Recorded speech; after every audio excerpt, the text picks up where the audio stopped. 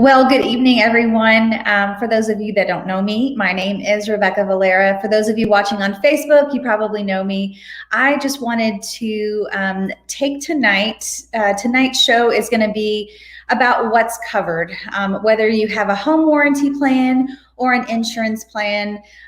It's hard to know sometimes, especially if you're a first-time buyer, what is covered and what isn't, depending on what you've got. And I have a couple of ladies with me today. They're going to introduce themselves in just a little bit and tell a little bit about, I guess, their company and what they offer. And then we'll have questions at the end. So if you have an insurance question or from the recent events of our winter storm here in Texas, if you're curious as to what was covered and what was not and who to call, this is going to be a great either rewatch or show for you live. So I'm going to go ahead and start with the ladies, kind of bring them on one at a time. First, we're going to have Tammy. So Tammy, tell us a little bit about what you're going to be talking about tonight. Okay. Well, I'm Tammy Berge with Fidelity Home Warranty. I've been doing this for 14 years with the same company, and I was going to talk to you about home warranties, how they work, some of the good things about them, some of not really the bad things about them, the things that you want to look for in the terms of coverage and limits of liability. Perfect. And then next we have Stephanie. Hi, I'm Stephanie Kirby with Wise Insurance Agency, and I'm an independent agent, which just means I have a whole lot of carriers, more than just one. I'm not a captive agent, and I am going to talk to you about what is covered under your homeowner's policy, whether you should call in a claim, based on your deductible and that kind of stuff. So we'll talk about that. Okay, good. And so just as a reminder, I've got this. If you're joining us now and you have questions, feel free to put them in the chat. We'll be kind of keeping an eye on that. So we'll kind of go ahead and start with this first scenario. So imagine if we were to have our winter storm.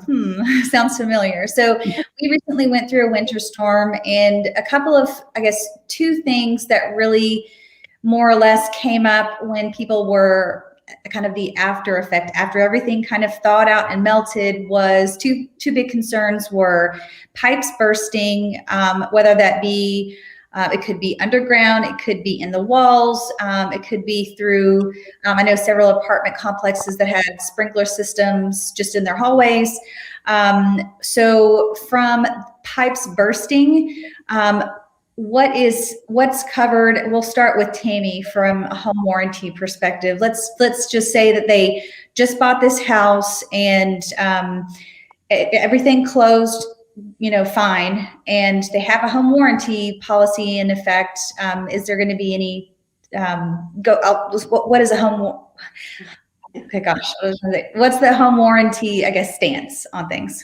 Well, unfortunately, for about a week and a half, I was the bearer of bad news because on a home warranty, it simply states in our limits of liability number 5 that we don't cover for freeze. So when people would call me, the first question I ask is, was this caused by freeze? And if they said yes, and I said, then please call your home insurance company. That's who you really want to call, because unfortunately, we don't cover for fire, for theft, for earthquakes, missing parts, dismantled parts. So I immediately was calling her insurance people like yourself, Stephanie, going, oh my gosh, people are really calling me. They need to be calling you all. And what actually do you cover? So you can take it from there, but we did not cover anything that was caused by. Okay. Yeah, so here we are. Homeowners insurance.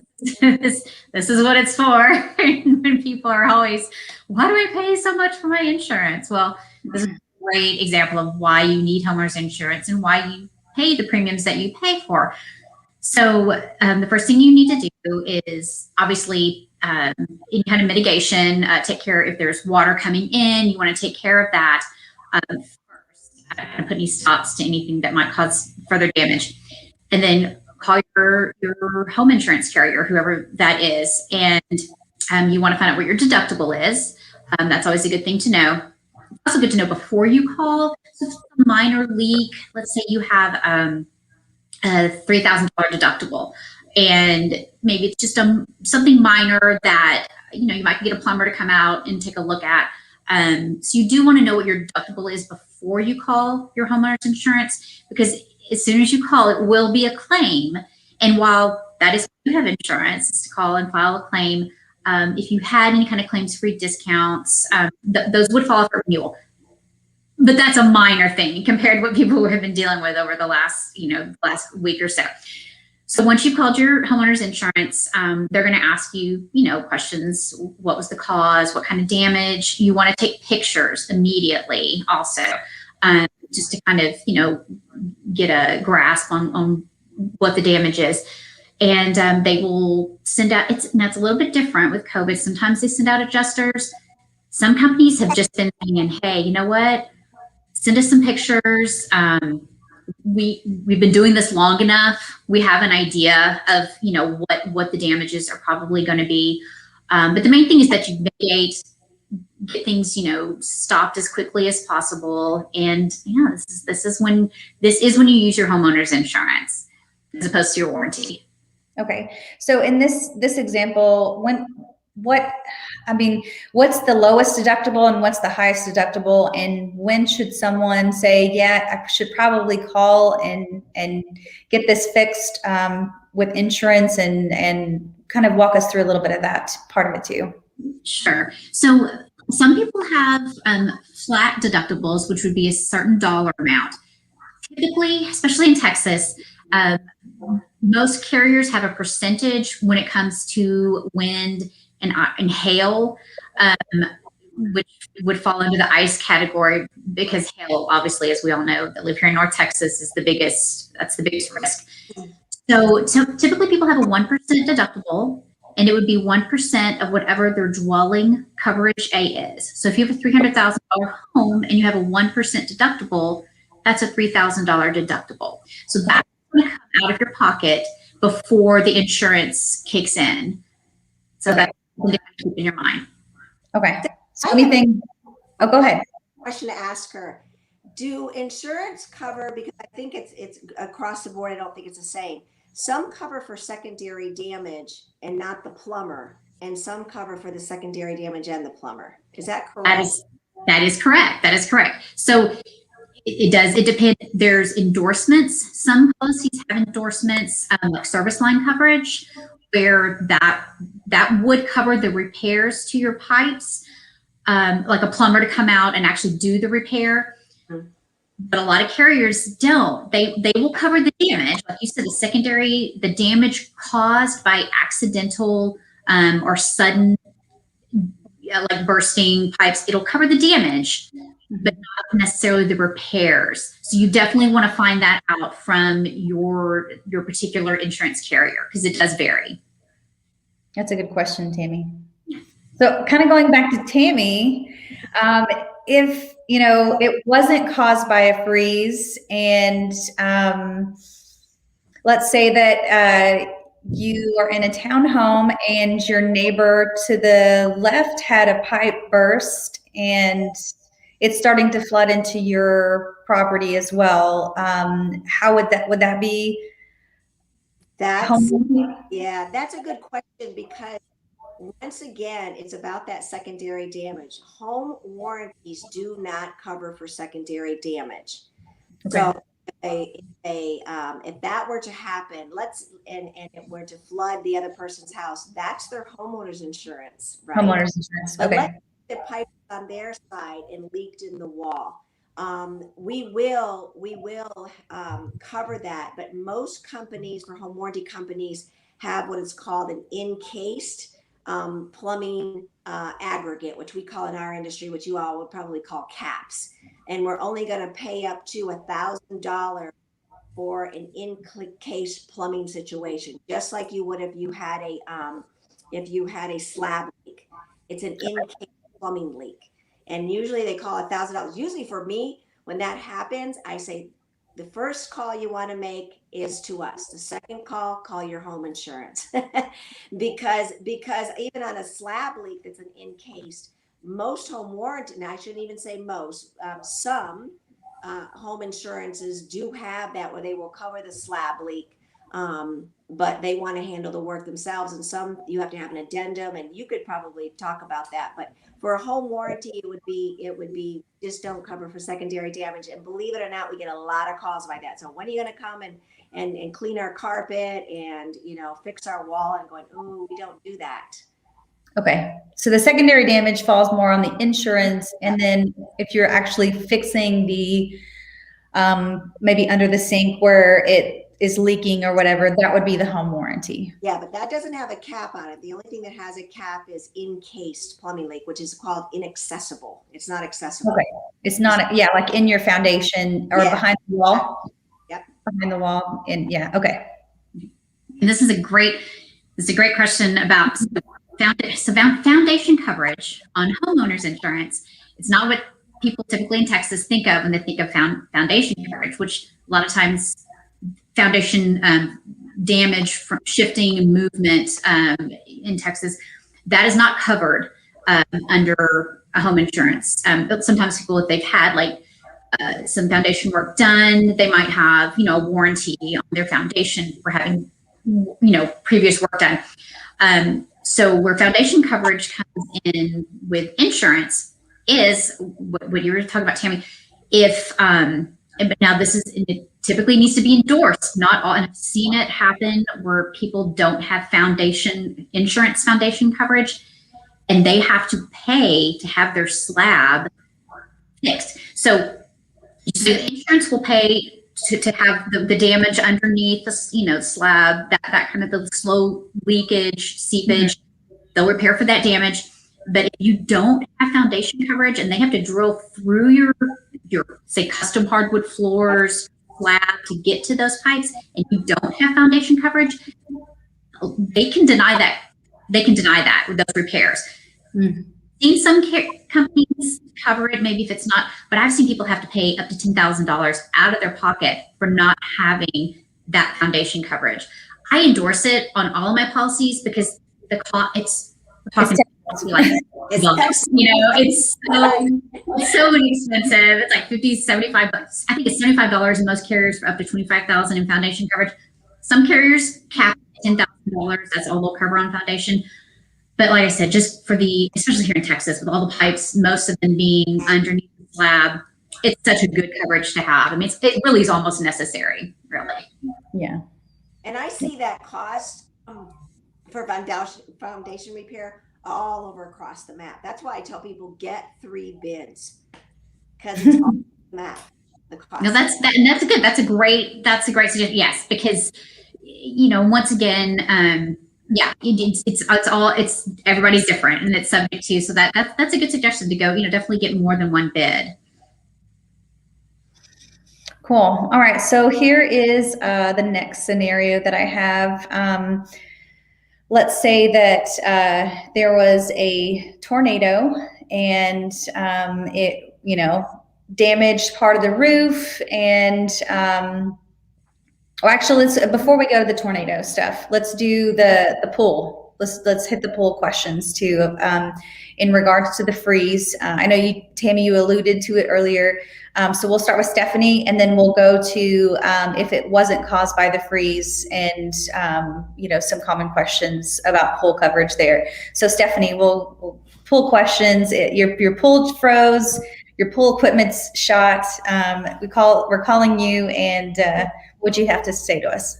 Again, it is subject. It's dependent on the carrier and your homeowner's policy, insurance policy. But if there's damage caused to your pool from the freeze, like let's say water got underneath your tile, like you have ceramic tile around the outside of your pool and froze, and it caused that tile to break. Typically, that would be damage from ice, and that would be covered.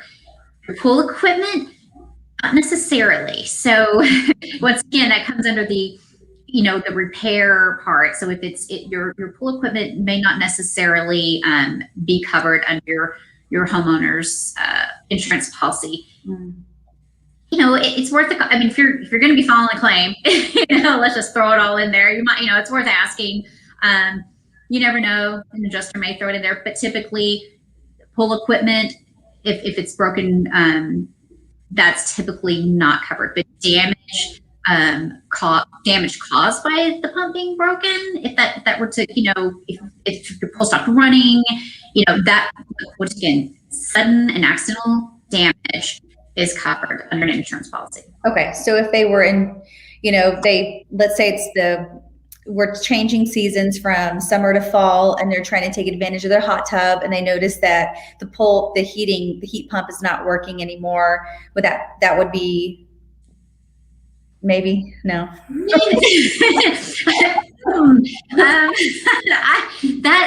Once again, that's if it's just broken equipment and wear and tear, that kind of stuff is not covered under homeowners insurance policy. So it would almost have to be something that you could actually see that there was damage, caused. If your pump's just not working, because maybe once again it'd be subject to the adjuster, but typically it would have to be damage to the hot tub, not just you go to crank it up and darn it, you can't get in the hot tub tonight. Okay. What about that little area? I'm echoing. I'm not sure why.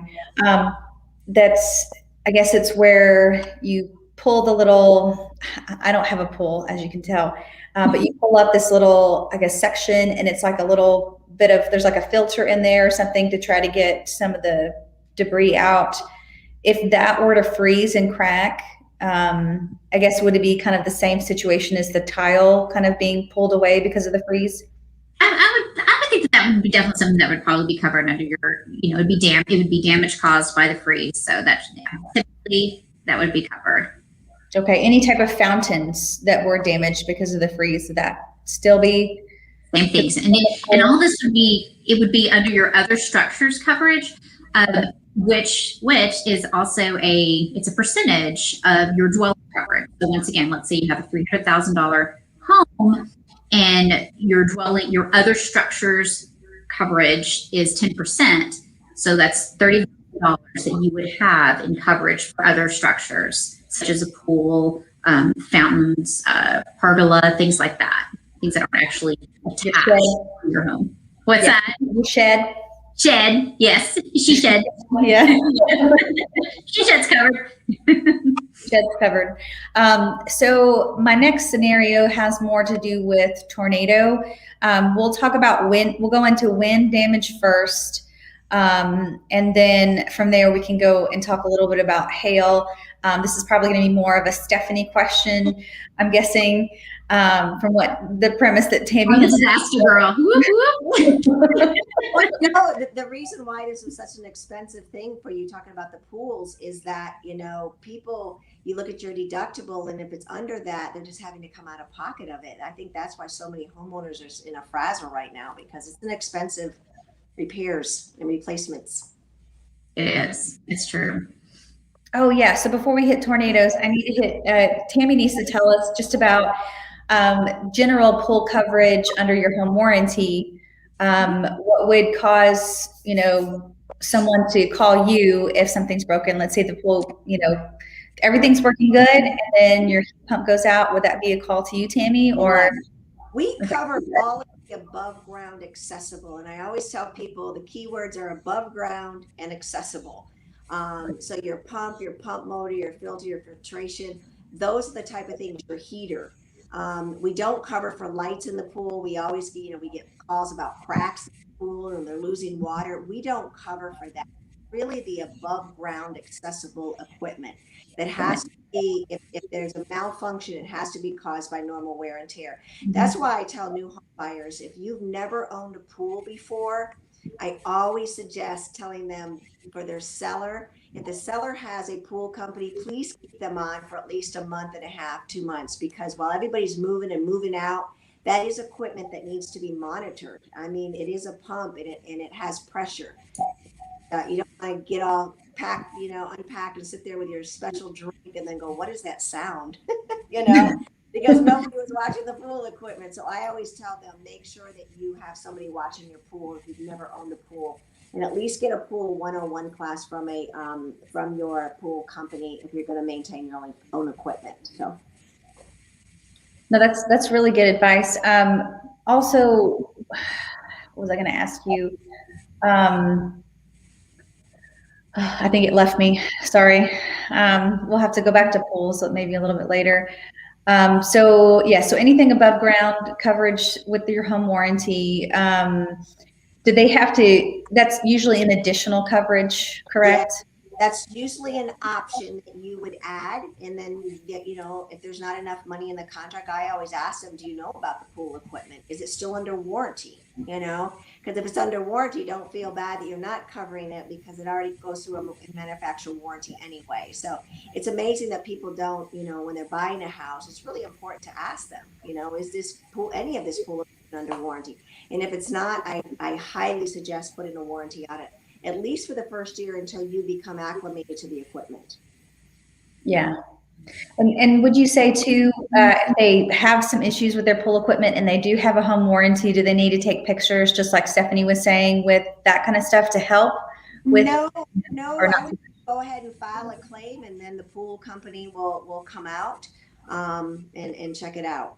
I mean, it just has to be, our whole thing is it has to be done by normal wear and tear. The thing that we do come across, and I hate it every time it comes across my desk, is this is a real true story.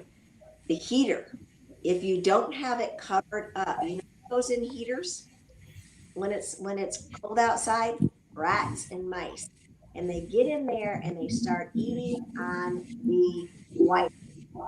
And if they go in there and they see droppings and nests and wearing on wires, they will deny a claim, because guess what that is, ladies? It's not normal wear and tear. Yeah. And also not covered under homeowners insurance either. Rodent station, not covered. So you're on your own there. Keep those mice out. Cover your heater. You gotta Yes. cover. Nothing can get into it. Yeah. Well, we have a question from Randy. So Randy says, when buying a home, should we contact our insurance company before the sale or sale for an estimate? Absolutely. Yeah. It's always good to, because it's a completely different policy when you're purchasing a new home. It's homeowners insurance is not transferable. So new address, new policy. So yes, you definitely would want to call and get a quote. You can call me. I guess I'm carriers, but yes, if you already have you're an agent or an insurance company that you're happy with, just have them give them the new address. They can look everything up, and they've already got all your information, and they can give you a quote. Good question.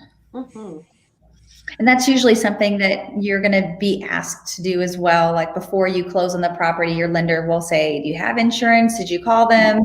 That's always EY, the evidence of insurance. They have to have that at closing. That's a big, right.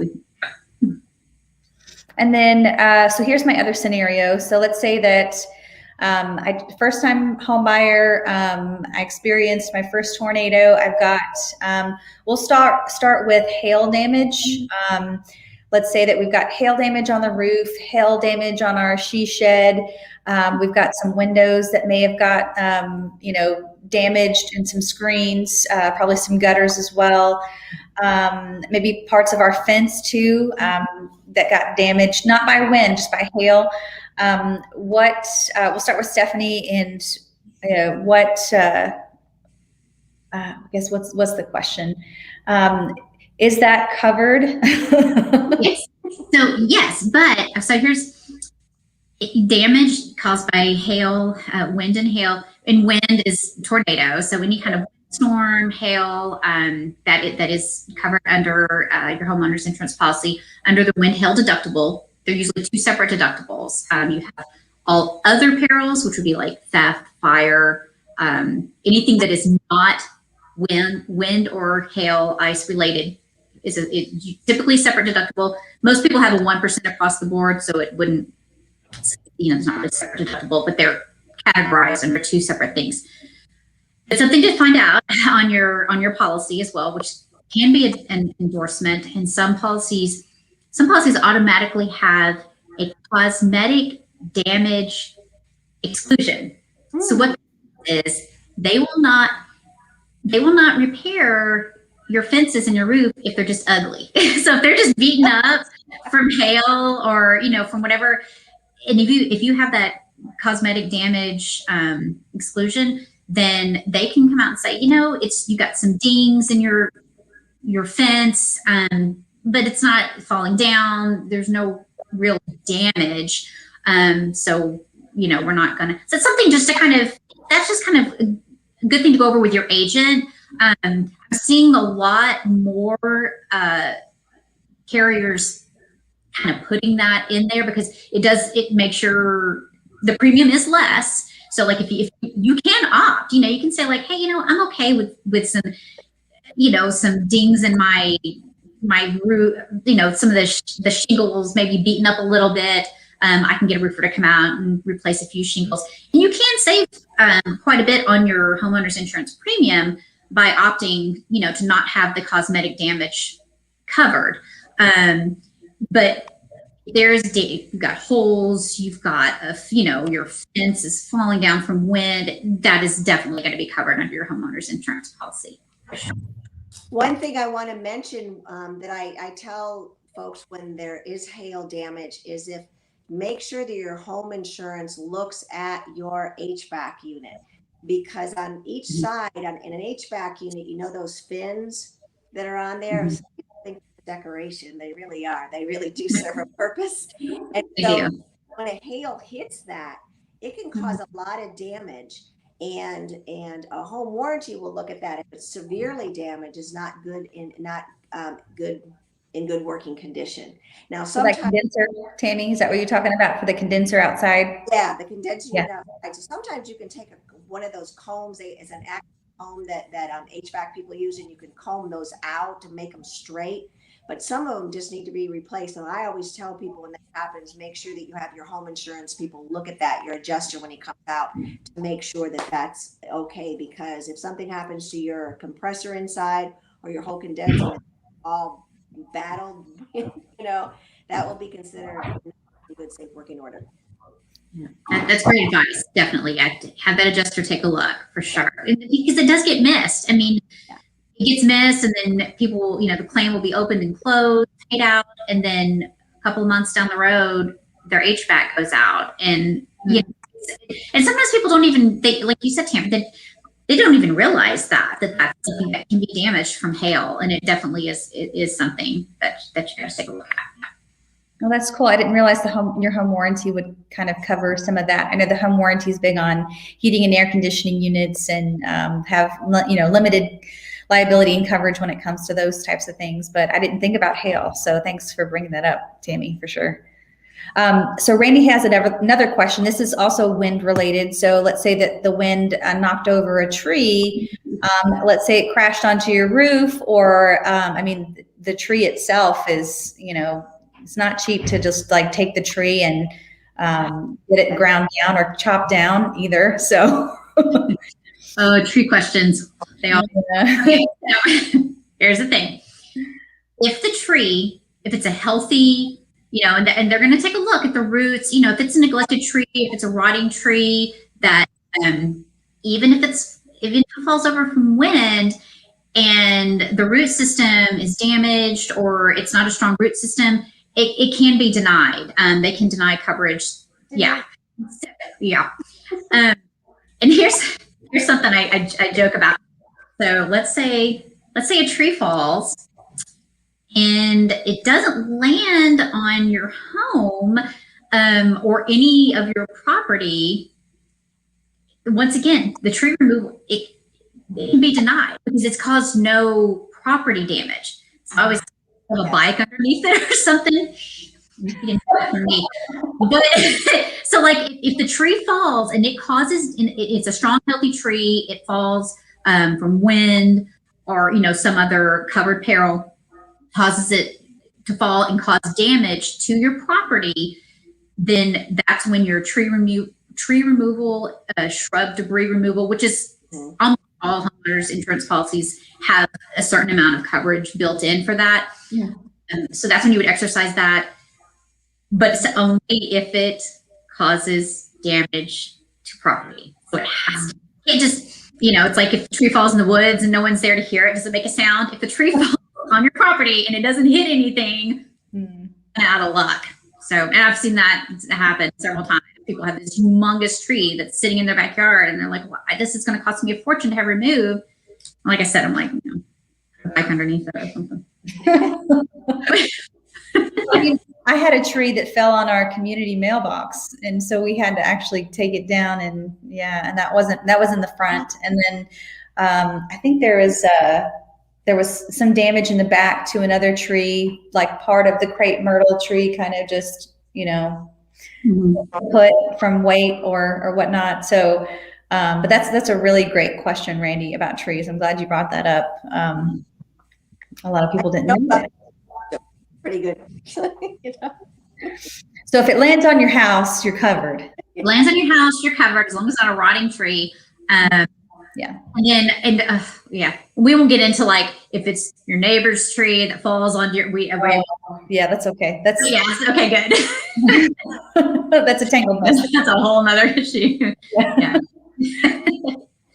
Okay, so we got hail and wind kind of knocked out. So I'm trying to think, as far as from a home warranty perspective, Tammy, is there any type of tornado damage that you could sense that might be covered under a home warranty, or is that all just going to fall under insurance? It doesn't even say this in our limits of liability, but any acts of God, that's what I would say. Any acts of God. Yeah. Because right in that same sentence says dismantled parts, missing parts, anything like that is not covered. Okay, so you're just the normal wear and tear person. Or just the normal wear and tear. Normal wear and tear. Which is great to have because homeowners insurance doesn't cover wear and tear. I mean, that is specific, specifically what homeowners insurance doesn't cover. So that's why it's great to have that home warranty. And I tell people all the time,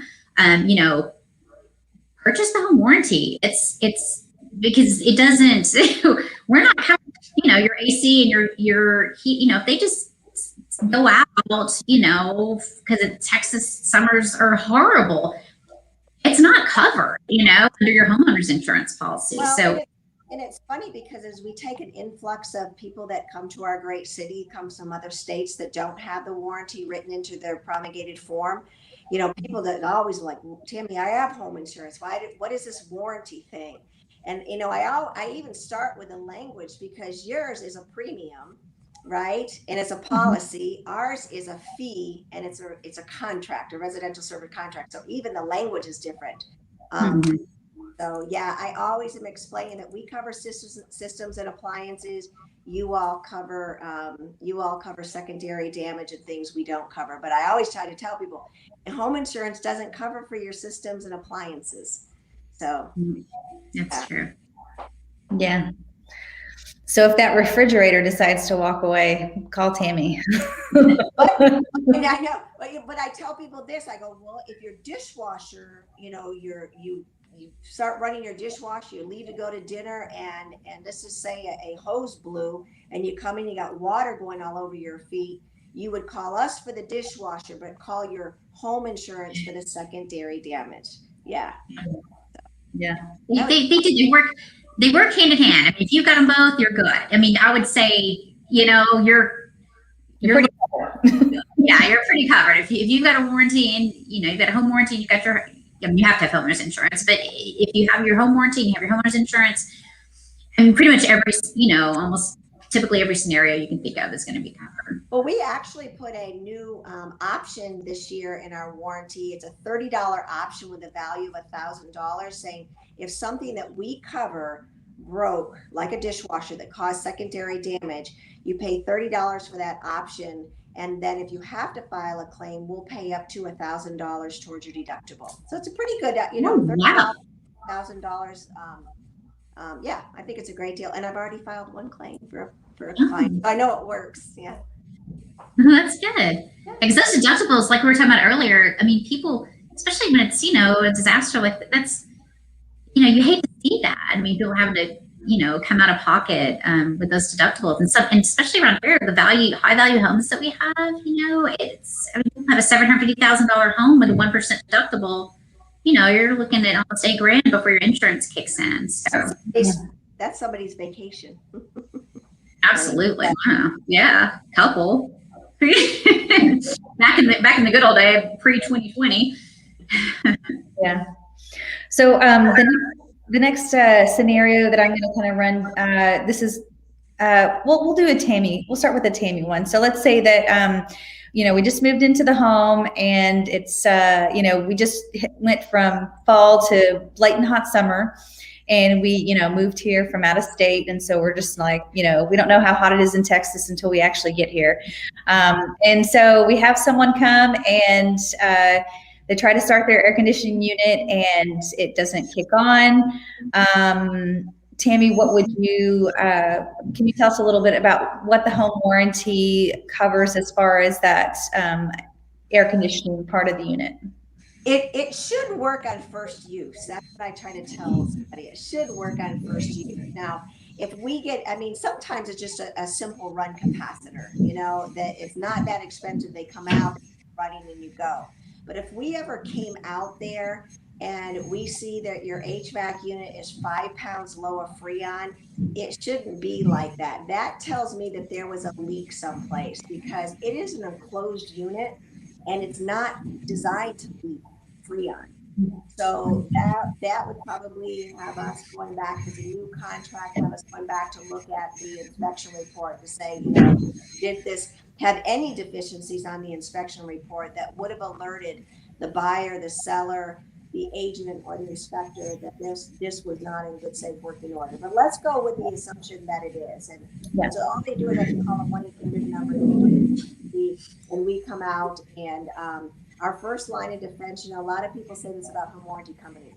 Our first line of defense is to repair it. And I always tell people this, if you didn't have a warranty and your AC guy came out and said, look, we'd like to go ahead and replace this whole thing for $8,000, or we can replace the compressor for $800. I said, what are you going to do as a homeowner? And the homeowner just said, well, the $800. I said, well, that's what we do, So our first line of defense is to repair, but most often that I find when things are not working is because it's a small little fix like the run capacitor, or we've had something going up there and somebody switched off something in the attic when they were going up there to put something up there and forgot to flip it back on. And I hate when people have to pay $75 for someone to flip on the switch.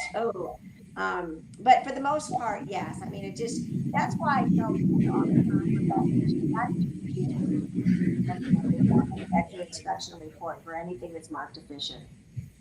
Especially that last part you kind of cut out a little bit, Tammy, there towards the end. No, I said that's why I think it's really important to do due diligence on inspection. Oh, what's that? To do your due diligence inspection to make sure that you look at the HVAC area on the inspection report to make sure that nothing was marked deficient that affects the operation of the system. It's really important. Yeah. When I walk people through the inspection report, we just make sure that even as a precaution, if you're buying a home during the winter, you want to make sure that that AC unit is serviced before you close, because otherwise you don't know what you don't know. Well, and that is very true. And I get buyers that call me and they're just wringing their hands, and it's an expensive house and they can't test the AC. And I'm going, if you want my professional opinion, I would hire an HVAC person for $85 to come out and look at it. He may not be able to run it, but he can surely test the Freon levels. He can surely look at it, because inspectors only do everything from simple mechanical test and or by sight. So I'm probably going to be the worst home buyer ever in this industry, because even if my inspection came out gleaming, I'd probably have my own HVAC person come look at it, because it's an expensive piece of equipment. It is. It's one of the most, aside from like your roof, your foundation, your heating and air conditioning unit, those are kind of the big three that you don't want to have to spend money on after you've purchased a home. Yeah, for sure. All right, so Randy had a question about burglary and vandalism. So this is probably going to shift to Stephanie a little bit. So can you speak on how is burglary or vandalism covered whenever you have a homeowner's insurance? Sure. So it is covered. So vandalism is But if it's a vacant home, that's not covered. So, if it's, but if your home is vandalized, and it's occupied, you don't have to be in it at the time it's vandalized, but as long as it's not sitting vacant, vandalism is covered under homeowners policy, and burglary as well. And so it would fall under your other perils deductible or your other perils coverage. So it's not wind and hail, obviously. So, but yeah, burglary and vandalism are both covered under homeowners insurance. And yet another question, just to probably explain a little bit more. Do I have to make a list of the items for my homeowner's insurance? I'm guessing if it was burglarized, so that way you kind of can see what was there and then what was gone. Well, really the best thing to do, especially with everybody having a smartphone, and usually it's, if people move, that's usually when you're going to do this, or buy a new home. The first thing you should do is walk through and video record of everything in your home. I mean, it's just smart. It's, better than, as opposed to taking pictures of everything. Just walk through, just to kind of get if you have art, furniture, higher price appliances, that kind of thing. As far as jewelry, if you want to take photos of your jewelry, now I will say, on a standard homeowners insurance policy, there is only jewelry coverage up to a certain amount. So if you have high valued items, if you have an extensive art collection, if you have jewelry valued more than, say, $3,000 to $5,000 per piece or per total, you're definitely going to want to have that scheduled on your homeowner's policy. So, for instance, you can't. So, if someone were to break into your home and you were to be burglarized, and you had a $10,000 diamond wedding band that was stolen, and you did not have that scheduled, your homeowner's policy is going to pay only up to the limit for that item, and typically it's between $3,000. Typically $3,000. It just depends on your policy. Some might have increased limits of $5,000, but you're not going to get your full value on that's not scheduled. And then to schedule, different carriers require appraisals. I can't think of the word. Some if you blanket, you can blanket schedule items if you don't have any one piece that's more than $8,000. Once again, it varies and it depends on who your insurance carrier is.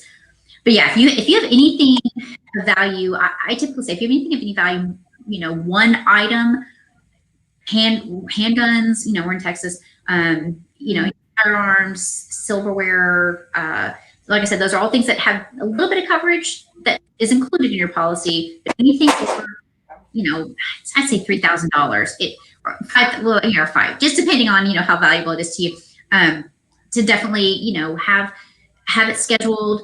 It's typically not that much more. You're looking at a few $100s a year to have that covered. Yeah. Yeah. And then I would say too,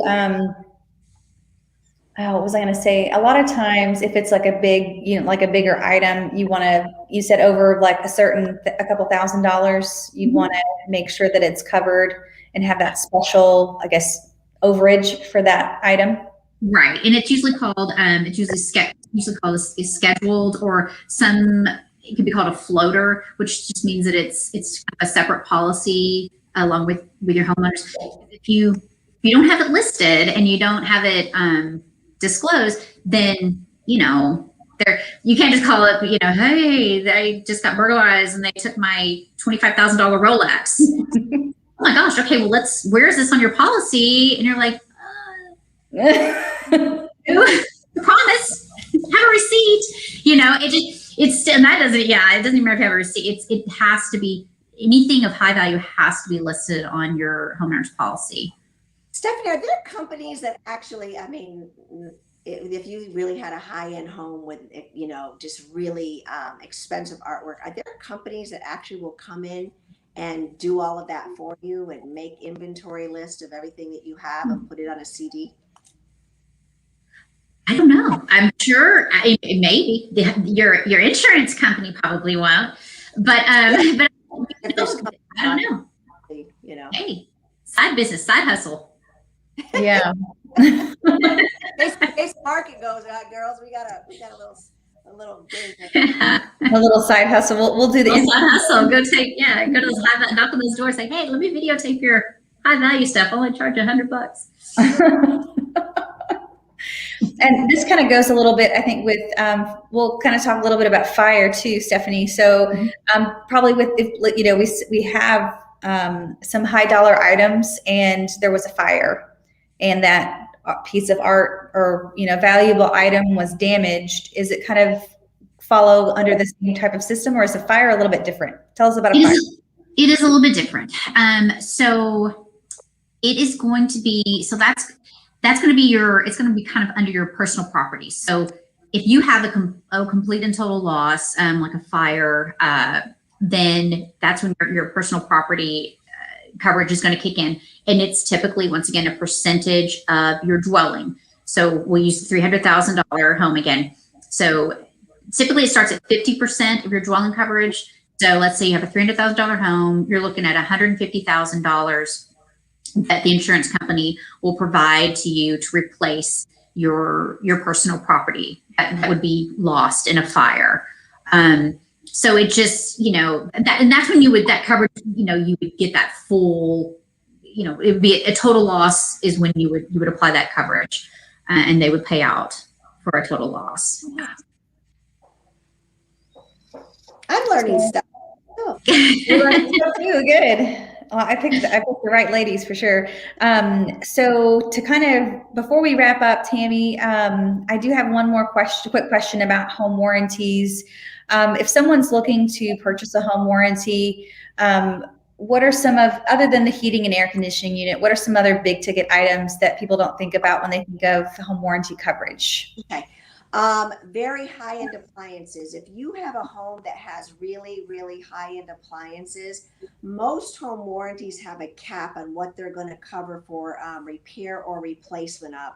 We just added a new option where they can add additional coverage for their high-end appliances. So if you have a beautiful built-in refrigerator, Viking refrigerator, those normally run about $22,000. It just normally on a normal coverage, it's $5,000 payout, but you can pay $100 option to get $5,000 more added to that already. $5,000. So I always ask people about high-end appliances. Does it have high-end appliances? And to actually look at that option. And then the other thing is guest houses. When you have a guest house on a property, you have to have separate coverage for that. If it has its own entrance, it is considered as a guest house.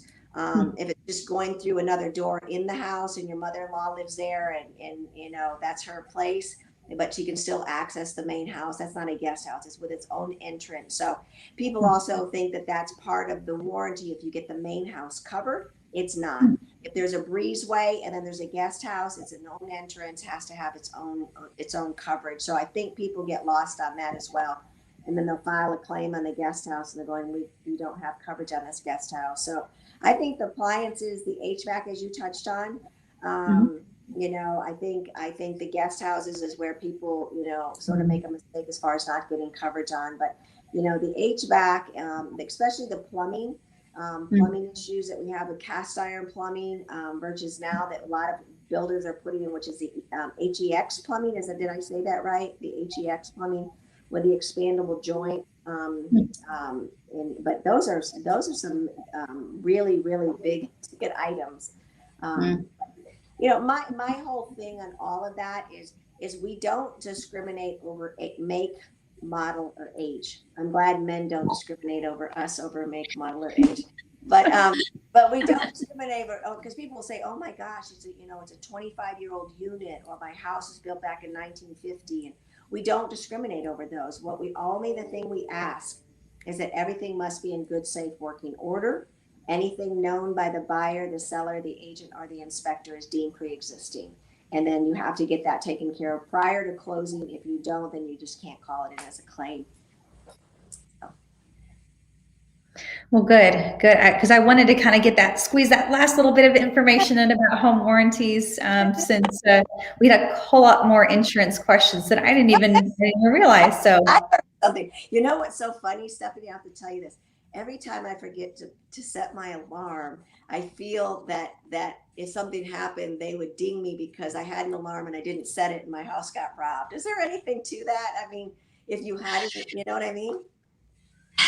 No, and it's the same thing that I get kind of when people like the replacement cost estimator. A lot of times it just spits out that you have 70% carpet, 30% tile. People are like, hey, now they're not something happened. They're not going to come out and go, oh, look in your home. Oh, you don't have carpet. I mean, that's kind of like one of those little things. No, they're not going to. I thought if I forget to set my alarm and my house gets robbed, they're going to say, oh, well, that's just. Yeah, I haven't seen that happen. So, but yeah. Well, thank you.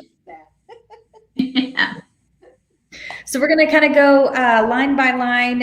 If you're out there watching, which we have about 5 people watching right now, and you have a question for either Tammy about anything home warranty related, Stephanie, anything homeowners insurance related, please put it in the chat.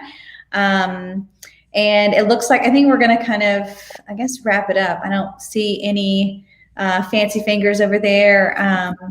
So to wrap it up, we're just going to kind of Stephanie, give us your couple minute speech about Wise Insurance and why they should hire you instead of someone else. Well, I mean, no. So I've been with Wise Insurance Agency for several years now, and like I said, I am an independent agent, so I have access to over 16 different carriers. So I represent the insured. I'm able to, shop. I don't represent any one carrier. I have your best interest at heart. If you don't like how they handled your claim, if you don't, you get a rate increase at renewal, I will shop it. I'm your one-stop shop. So you don't have to shop every year. You don't have to reach out to other people. You just call me, or actually I call you and your renewal goes up. You'll hear from me before you hear from anybody else, because I want to make sure that you're happy and you're satisfied. I'll go over your policies with you. And also, if people just want to send me, if you get elsewhere from your Farmers or State Farm, your captive agents, because they can't typically shop, they can't shop for you. You can always send me their quotes and I'll be happy, or your policies. I do policy reviews for other people all the time, just to make sure you're adequately covered. So I'm here and I love insurance. So. Well, it definitely shows. So Tammy, tell us a little bit about the company that you represent and work for, and why they should hire you choose your company and you for home warranty. Well, I've been doing this for 14 years and with the same company, which is rather unheard of in my industry, to be with a home warranty come for this long. But I will tell you this, I'm very adamant about knowing my contract. And I think it's really important, because when I talk to buyers, I tell them about the 5 limits of liability and the 2 terms of coverage that trip people up, that where I see homeowners get mad. And so I say, this is why people get mad, and this is what it says, and this is what it means, because it is a contract. It has a begin date and an end date. And it's not because it's it's Wednesday, at 7 o'clock that we're just not covering this. It may not be in the scope of the contract. It may be because we just don't cover that. But I think it's really, really important, if you're going to do business with a home warranty person, is just to make sure that you have a relationship with them, make sure they know their contract, and please make sure that you have their local number, because it's really important. I say to the people all the time, at the end of the day, the nuts and bolts are the same regarding home warranties. What makes the difference is the person behind the product locally. Because again, you do not want to be tied to a 1-800 number on a warranty. You just don't. It would be mad. I wouldn't want to that, right? So why would I want my customers? And that's why my wheelhouse is really education. I like to educate people on the difference between home warranties and home insurance. what a home warranty is, what it's not. You know, I can almost tell when I listen to people if it's even the product for them. And sometimes I'll say, I don't think this is a product for you, because why set myself up and them up, right? But I will tell you this with home warranties, it really comes down to patience versus economics. It really does. And I can't make that decision for any household. I know I've had mine on for 14 years. 2 of the years I haven't used it. There's one time that I was having family come in town and I needed my AC, but I didn't want to wait till Tuesday. And I made that decision on my own to go outside the warranty. It was that important for my people to be coming into my home with AC. So I just think that it's important to do business with somebody who's professional, who will answer your questions straight up. You know, I'm not about sell and tell. I'm really about educating, and then let the consumer, because when somebody calls me and says, hey, Rebecca gave me 3 people to call, I go, first of all, she's a really good realtor. Secondly, here's some questions to ask the other people. And people say, why do you do that, Tammy? And I said, because it elevates my industry. If they're asking good questions, then they're a good consumer, right? Yeah. And an educated consumer. So that's what I do. I just think that you've got to educate and help people through the process, especially the first-time homeowners that don't know anything about a home warranty. Yeah, absolutely. Well, thank you, ladies, for joining us tonight, and thank you all for watching us here. We're gonna do our little wave goodbye as Thanks, Rebecca. Thanks for having me. I appreciate it. Yes. And I'll have all of their information in the description below. So if you are watching this after the fact, you can always reach out to them. And if you have any other questions about insurance or home warranties, these 2 ladies are par none. So thanks.